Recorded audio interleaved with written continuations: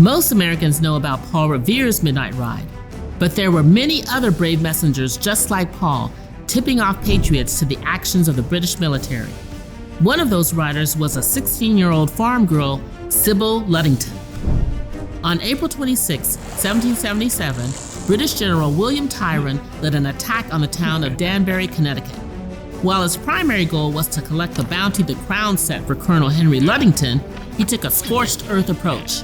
Tryon instructed his men to destroy everything in the area, setting fire to homes, warehouses, and over 1,500 tents in a gruesome display of force. Colonel Henry Ludington was at his house, enjoying an evening with his family, unaware of the attack, until he received a knock on the door. A weary messenger informed the colonel of the raid and pleaded for help. Henry knew he had to act quickly. However, he also couldn't leave his post. That's when his eldest daughter, Sybil, volunteered herself. This poem, written by Burton Braley, describes Henry's reaction. "You?" said the colonel and grimly smiled. "You, my daughter, you're just a child." "Child?" cried Sybil. "Why, I'm 16. My mind is alert and my sense is keen. I know where the trails and roadways are, and I can gallop as fast and as far as any masculine rider can. You want a messenger? I'm your man." By 9 p.m., Sybil began her ride to rally the town's militia. Her route was a staggering 40 miles long, over 3 times the length of Paul Revere's. "There's trouble!" she yelled as she rode through moonlit farmyards. "The British are burning Danbury. The colonel wants you right away." By the time she completed her journey and arrived back home, it was daybreak.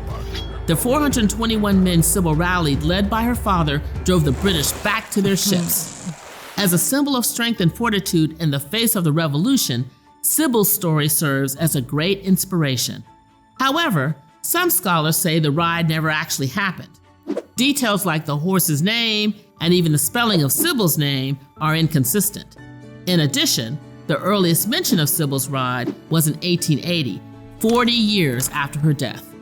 Others argue the story is true, lamenting that the stories of heroic women are often the first sacrifices at the altar of history, and as such, may not have been documented properly.